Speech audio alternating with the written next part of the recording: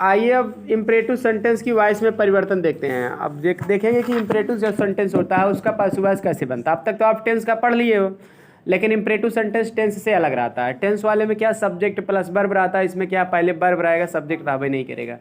ये हमेशा वर्ब की फर्स्ट फॉर्म से शुरू होता है इम्परेटिव सेंटेंस। इम्परेटिव सेंटेंस किसे कहते हैं, ध्यान से आप सुन लीजिए।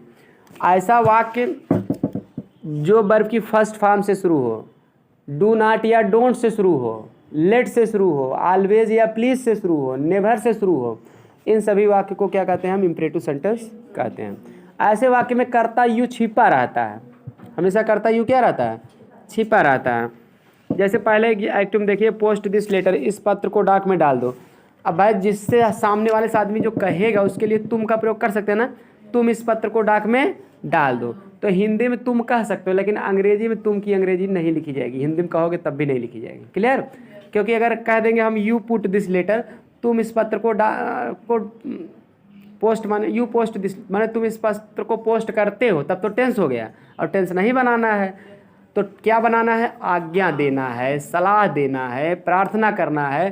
तो ऐसे वाक्य में हम टेंस की पहचान नहीं लाते हैं। आप समझिए कि नहीं? आज्ञा, सलाह या प्रार्थना, ये सब इसमें प्रकट होता है इम्परेटिव सेंटेंस। ठीक, चलिए देखते हैं रूल इसका, देख लेते हैं।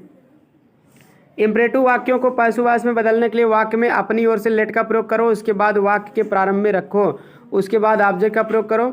यानी कि इसमें इम्परेटिव जब पैसिव वॉइस बनाओगे, लेट अपने मन से लाओ, उसमें दिया नहीं रहेगा।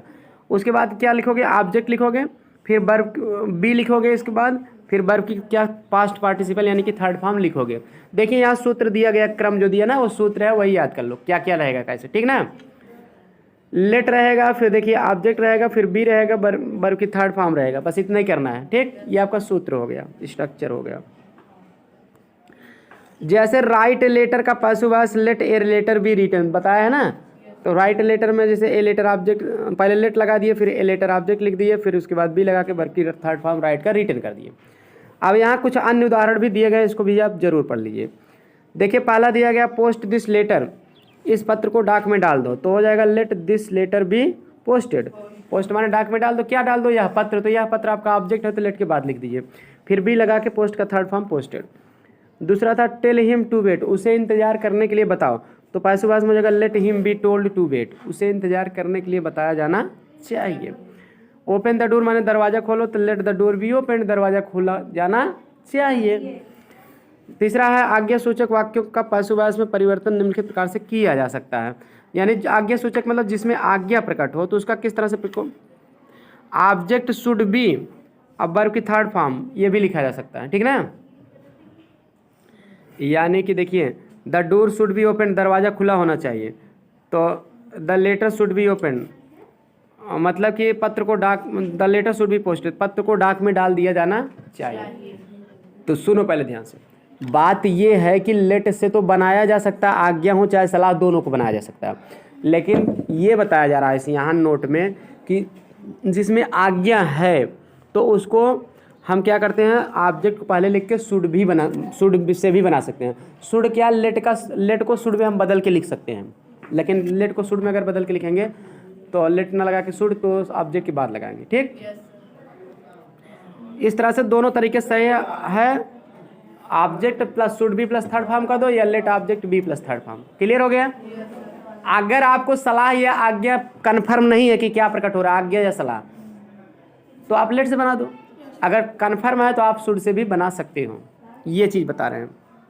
अब देखिए आगे बताया गया कि जब इम्परेटिव सेंटेंस निगेटिव हो तो डू सहायक क्रिया को हटा देते हैं, तो डू हटा के वही नाट ले लेते हैं। नाट कहाँ लगता है, बी से पहले, जैसे फ्यूचर इंडिफिनिट नहीं मतलब विल नॉट बी, वही do not kill the bird, तो let the bird not be killed, तो नॉट इसमें से ले लेंगे, डू को क्या करेंगे, हटा देंगे। यानी ऐसे भी कर सकते डू नॉट को नॉट टू बदल देते हैं, डू नॉट को नॉट बदल देते, यानी कि डू हटा ही देंगे, नॉट ले लेंगे। Do not abuse Ram, Ram को गाली मत दो, तो इसमें भी लेट बाद राम ऑब्जेक्ट हो जाएगा, नॉट बी, और डू हटा ही दिएगा, एब्यूज का थर्ड फॉर्म एब्यूज्ड। अगला देखिए लास्ट रूल है इसमें, अगर इम्परेटिव वाक्यों में प्लीज आए, प्लीज माने कृपया, तो पैसिव वॉइस बनाते समय यू आर रिक्वेस्टेड टू का प्रयोग होता है, यानी कि प्लीज से हमेशा प्रार्थना प्रकट होगी, तो यू आर रिक्वेस्टेड टू लगा दीजिए। उसके बाद अगर वाक्य में सलाह या सुझाव का बोध हो तो पैसिव वॉइस में यू आर एडवाइज टू लगा दें। अगर मतलब सलाह है तो प्रार्थना तो यू आर एडवाइज टू से भी बना सकते हो। लेट से तो बना ही सकते हो, यू आर एडवाइज टू से भी बना सकते हो। यू आर एडवाइज टू से कब बना सकते हो, जैसे मान लीजिए ऑब्जेक्ट वो नहीं आया है, तो लेट के साथ ऑब्जेक्ट नहीं आया तो हमेशा यू आर एडवाइज टू से बना दोगे तो आपका काम चल जाएगा, मतलब ज़रूरत नहीं पड़ेगी। ठीक, तो देखिए उदाहरण देख लेते हैं हम। प्लीज़ गो टू स्कूल, कृपया स्कूल जाया करो। तो पासिव वॉइस में you are requested to go to school, आपसे स्कूल जाने की प्रार्थना की जाती है। अब देखिए प्लीज़ को यू आर रिक्वेस्टेड टू में क्यों बदलते हैं, उसका हम कारण बता दे रहे हैं। प्लीज़ मतलब मैं तुमसे प्रार्थना करता हूँ कि स्कूल जाओ या कृपया स्कूल जाया करो, तो इसको आई रिक्वेस्ट यू, अगर सर्टुम बनाते हैं ना तो आई रिक्वेस्ट यू हो जाता है। तब इसी यू का जो है सब्जेक्ट बना देंगे और रिक्वेस्ट प्रेजेंट इंडेफिनिट टेंस है तो आर लगा के थर्ड फॉर्म रिक्वेस्टेड कर देते हैं। आई रिक्वेस्ट यानी कि प्लीज़ को यू आर रिक्वेस्टेड टू में इसलिए बदल देते हैं, यू आर रिक्वेस्टेड बदल देते हैं, टू से जोड़ देते हैं। Clear. Please give him a book, तो you are requested to give him a book, तो यू आर रिक्वेस्टेड टू लगाओ, बाकी वर्ब फर्स्ट फॉर्म से सेम टू सेम जोड़ दो, कुछ करना नहीं है। प्लीज़ एक जो आएगा उसको हटा दिया जाएगा क्योंकि उसका काम यू आर रिक्वेस्टेड टू से हो गया। ठीक, अगला है obey the rules of the road, सड़क के नियमों का पालन करो। तो you are advise to obey the rules of the road, आपको सड़क के नियमों का पालन करने की सलाह दी जाती है। इसको आप ऐसे भी कर सकते हो, लेट से भी बना सकते हो, इसको ऐसी बात नहीं है। Let the rules of the road be obeyed, तब भी गलत नहीं होगा। अब समझ गए कि नहीं, लेट से पीछे ही बताया गया है। और सलाह वाले को शुड बी से बताया गया है, सॉरी सलाह को यू आर एडवाइज टू से भी बना सकते हो, लेट से भी बना सकते हो, और आदेश वाले को लेट से भी बना सकते हो और शुड बी से भी बना सकते हो, दोनों से बना सकते हो। ठीक, नहीं तो अगर एक बात और भी बता देना, जैसे मान लीजिए किसी वाक्य में आदेश है उसमें ऑब्जेक्ट नहीं दिया गया तो आप उसमें एक एडवाइस की तरह ही कर सकते हो, यू आर आर्डर्ड टू करके शेष वाक्य जो कहते हो लिख दो। जैसे मान लीजिए शट द डोर से पहला, तो मान लीजिए दरवाजा बंद करो, तो आदेश दिया जा रहा है, कोई आदमी अपने नौकर को आदेश दे रहा है, तो आप इसको ऐसे कहते हो you are ordered to shut the doors, आपको दरवाजा बंद करने का आदेश दिया जाता है, तुम्हें दरवाजा बंद करने का आदेश। या let the doors be shut, ऐसे भी कर सकते हो, दरवाजा बंद किया जाना चाहिए। या the doors should be shut, दरवाजा बंद किया जाना चाहिए। इस तरह से तीनों से बना सकते हो आदेश वाला। क्लियर हो गया।